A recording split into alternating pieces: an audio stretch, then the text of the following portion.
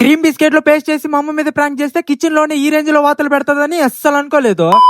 అసలు ఏం జరిగిందంటే చాలా రోజులు అయింది కదా మా అమ్మ మీద ప్రాంక్ చేసి, ఈసారి గట్టిగా ప్రాంక్ చేయాలని చెప్పేసి ప్లాన్ అయితే వేసాను. అసలు ప్లాన్ ఏంటంటే క్రీమ్ బిస్కెట్ లో కోల్గేట్ పేస్ట్ చేసి మా అమ్మకి ఇస్తే ఎలా ఉంటుందో రియాక్షన్ చూద్దాం అని చెప్పేసి గట్టిగా అయితే ప్లాన్ అయితే వేసాను. ఇంకా అలా మనకు కావాల్సిన క్రీమ్ బిస్కెట్ అలాగే కోల్గేట్ పేస్ట్ తీసుకుందామని షాప్ కి అయితే స్టార్ట్ అయిపోయాను. కొత్తగా ఎవరైనా మన వీడియో చూస్తున్నట్టయితే ఫటాఫట్ ఫాలో అయితే అయిపోవచ్చు కదా. అలా మొత్తానికి మనకు కావాల్సినవి తీసేసుకొని ఇంటికి కూడా వచ్చేసాను. బ్యాంక్ లో ఎవరో ఒకరు యాడ్ అవ్వాలి కదా అని చెప్పేసి మనోడు కాల్ చేసి అయితే పిలిపించేశాను. ఇంకెందుకు ఆలస్యం, ఏదైతే అదైందని చెప్పేసి క్రీమ్ బిస్కెట్ లో క్రీమ్ తీసేసి పేస్ట్ కూడా యాడ్ చేసేసాము. బిస్కెట్లు మిక్స్ చేసి మా అమ్మ ఏం చేస్తున్నా అని చెప్పి చూస్తే కిచెన్ లో అయితే వంట చేస్తా ఉండింది. ఇంకా ఇదే మంచి టైం అని చెప్పేసి ఇంకా బిస్కెట్ తింటూ నేను కూడా కిచెన్ లోకి అయితే వెళ్ళిపోయాను. ఇంకా చూడండి బిస్కెట్ తినమని చెప్పి మా అమ్మకి ఇస్తే ఇంకా తినిందో లేదో, ఎట్లా తినిందో అట్లా షింక్ లో వచ్చేసరికి తిట్టి పంపించేస్తుంది అనుకుంటే అట్లా గాడితో కాల్చి మరీ కొట్టద్దని అస్సలు అనుకోలేదు.